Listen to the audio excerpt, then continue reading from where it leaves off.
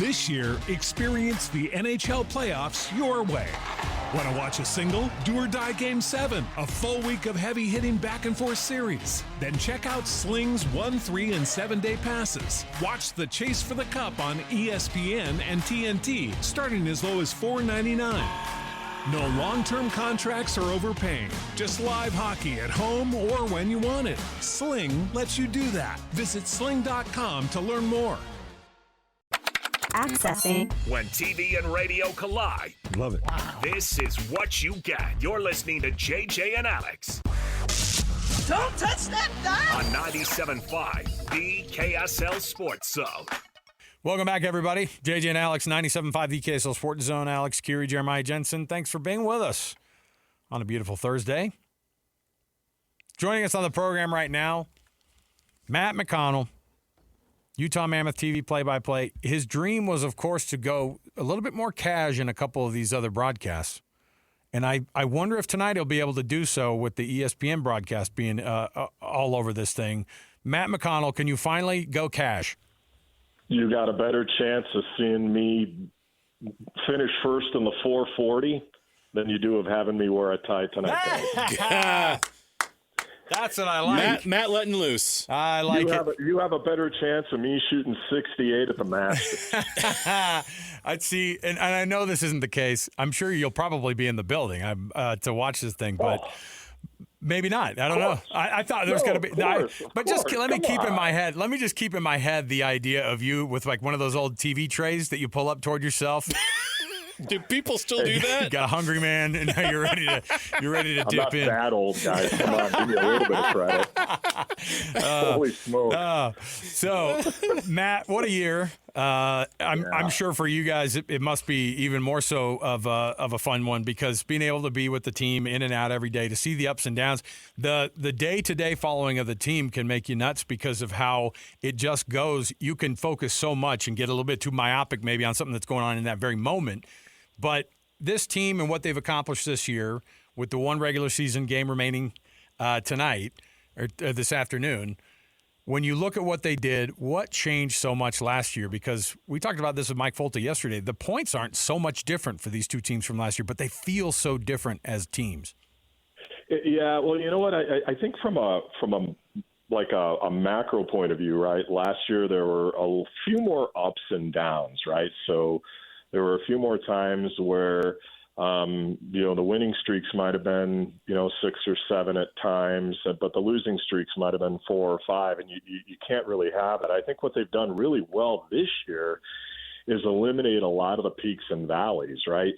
So you had the 7-game win streak early on, and then they just went through a stretch where they went 5-0, and really, I was talking to Dom Moore, and where would this team be without the late surge, right? Because everything is so tight. So I think that's part of it. And I think a lot of that conversation goes to the way they've matured. And let's be honest, they've added some, quality pieces here too to the mix. Nate Schmidt has been, terrific all season on the back end paired with John Marino, and some of the guys that they brought in have been really good. And, the young group has taken another step. It's so true in hockey, and coaches say it and broadcasters say it. You really got to go through it to get to where you want to be, right? So they've gone through it, and, career years for Nick Schmaltz, pretty much, in my opinion, a career year for Lawson Krause, and Dylan Gunther has been terrific, and the captain Clayton Keller has evolved his game even more than where he was last year. So I think all of that plays in, right? And I think their balance, say what you want, their balance is as good as anybody. Their speed is off the charts good too. And I think they could I think they could do some damage. I like the matchup against Vegas. Yeah. Vegas is a very good team, but I like that matchup better than, say, the Edmonton matchup. And so it's the best time of the year. We're all excited, and we got one more tonight, and then let's get her going. Yeah, let's get into this matchup a little bit now that we know it's set. Utah really wanted to get that number one wild card spot because it gave them a chance to be in this position. and they're facing a team that you have to have a lot of respect for because of that roster and what that team has accomplished over the years. But like you said, this on paper looks like a matchup where the Mammoth can win this series. They won the season series. Is that how you view it? What is your take on this matchup as in some of the details of this matchup as you're getting ready to call these games? Yeah, I think from the season standpoint, in terms of the season series, I think that can give a team confidence, but it's a whole different level right in the playoffs, and you guys know that, so I don't have to tell you. So it'll be interesting to see how Utah reacts. Now, on the Vegas side, they've got some really good players. Mark Stone is elite. Jack Eichel is elite as well. They have a guy by the name of Ivan Barbashev who's having a career year, and another guy, Pavel Dorofeev, who's a true goal scorer, if you will. He's been terrific all season long. But let me tell you what Utah's got. Utah's got the balance, right? We talked about that. They're, in my opinion, they're as balanced as any team in the league. Probably the second best balanced team behind Colorado in the Western Conference.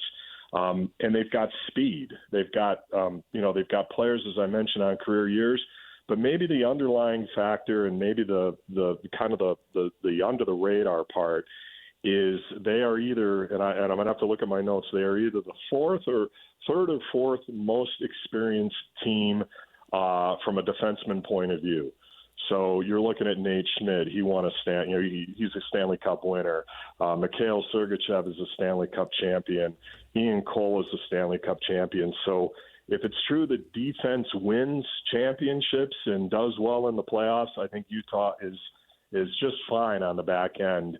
There's a question about Sean Dursey. Be interesting to see if he plays tonight, because he took a shot off his hand the other night when the Winnipeg Jets were here. But overall, defensively, I think they stack up really, really well and as good as anybody that's made the playoffs.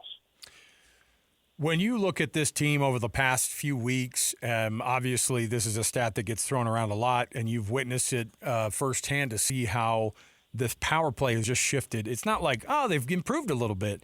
It's been so much better. Explain from like a personnel standpoint how the power play can get better at that rate, or what it is this team wasn't doing or started to do so much better to be able to start converting. I mean, at one point, I remember during a stretch you had mentioned that they were 8 for 15, over a 4-game span, and I thought, my goodness, but they've just kept up this insane pace. How did they make that big of a switch so late in the season? Well, they've got a lot of weapons, right? And I think one of the biggest changes was when Logan Cooley moved to the top power play unit. So, you've got him out there. You've got Dylan Gunther and Clayton Keller and Nick Schmaltz and typically Mikhail Sergachev as well. So that's the one thing. I just think the skill of Dylan Logan Cooley with that entire group has been tremendous, but there's been better movement, right? There's been better urgency and quickness, and they had a goal the other night. Nick Schmaltz had a power play goal in front against Winnipeg, and it was an incredible feed from Logan Cooley, and that just shows when they move the puck quickly, they're pretty dangerous on the man advantage, and it was so much fun to watch. But yeah, I think. I think Logan has made a huge difference on PP1. So for me, it's not just a coincidence that it started to take off when they moved him to the top unit, but I think it pretty much got everybody in sync, and that's been a huge part of it, right? I mentioned that 5-0 run. In that run, they were scoring a lot of that was the time that you had referenced. They were scoring a lot of goals on the power play. So. That's very, that's trending in the right direction, and hopefully they can continue that in the playoffs.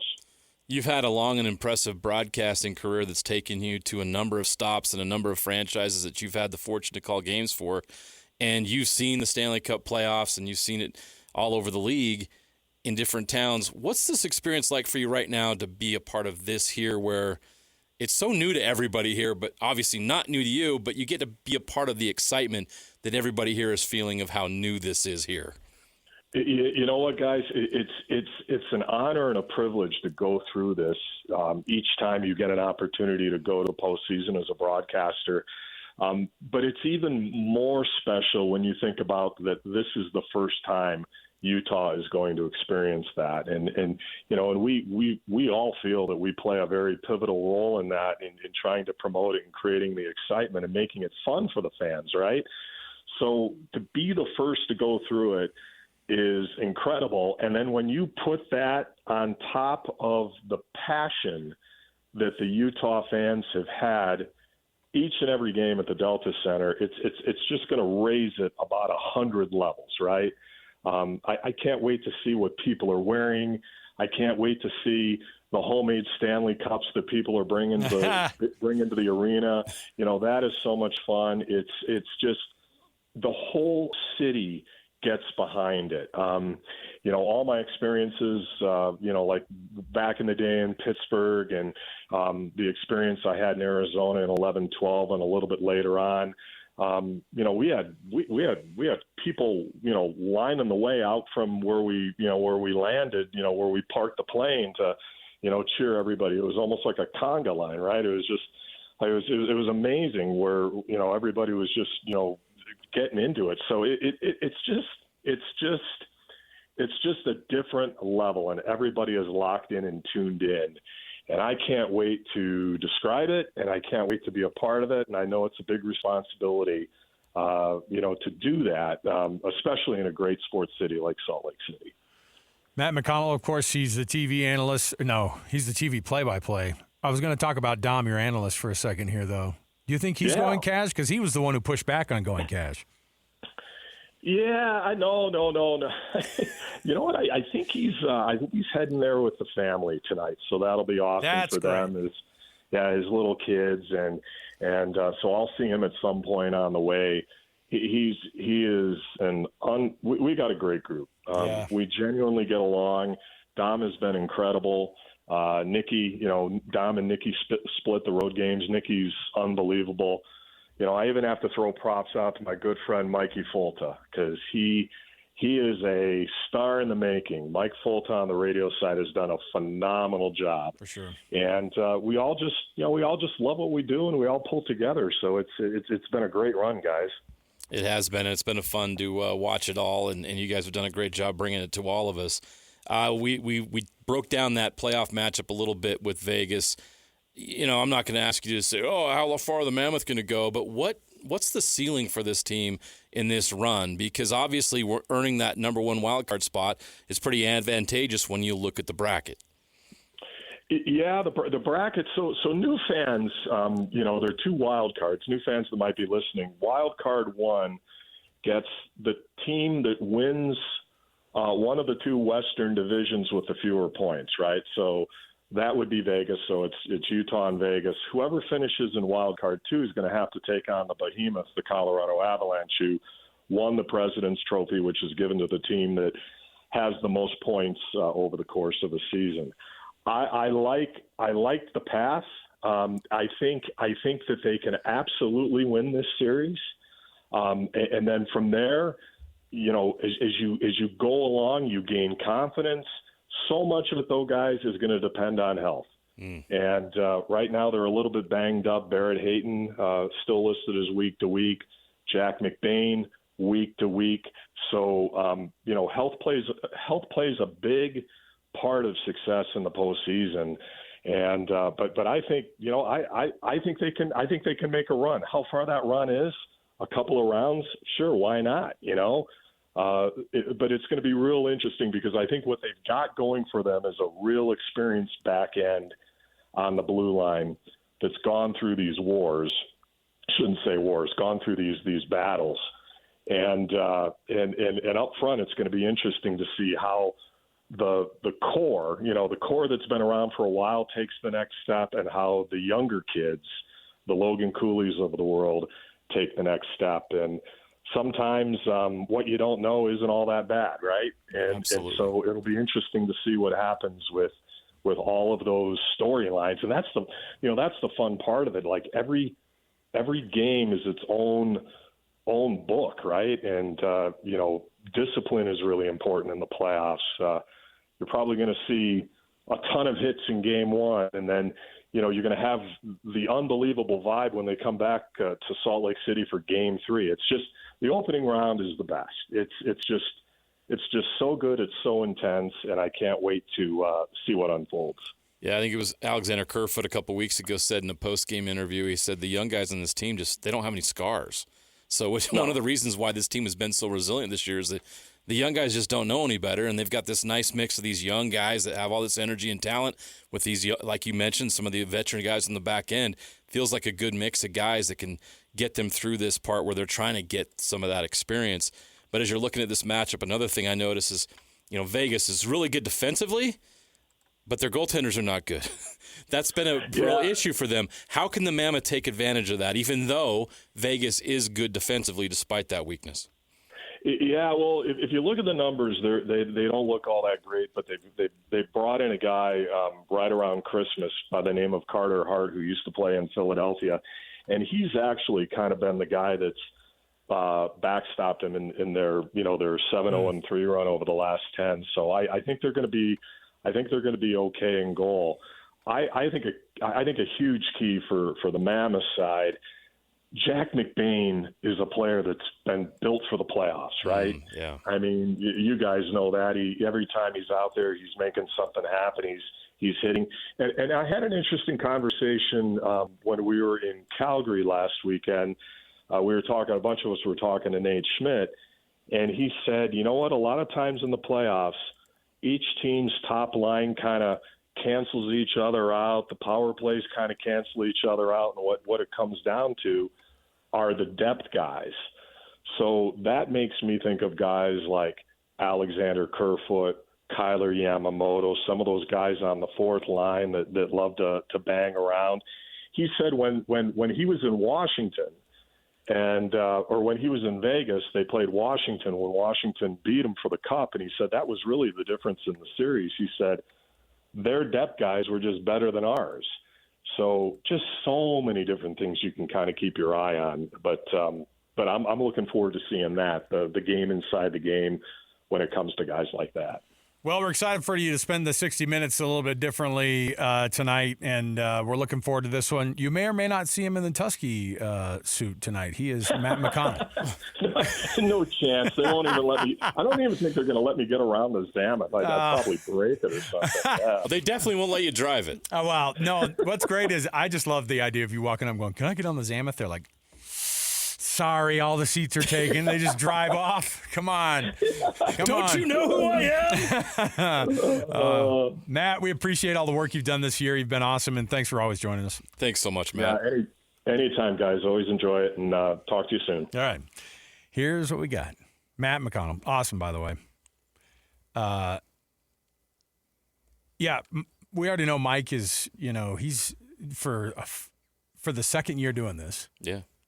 He's doing phenomenal.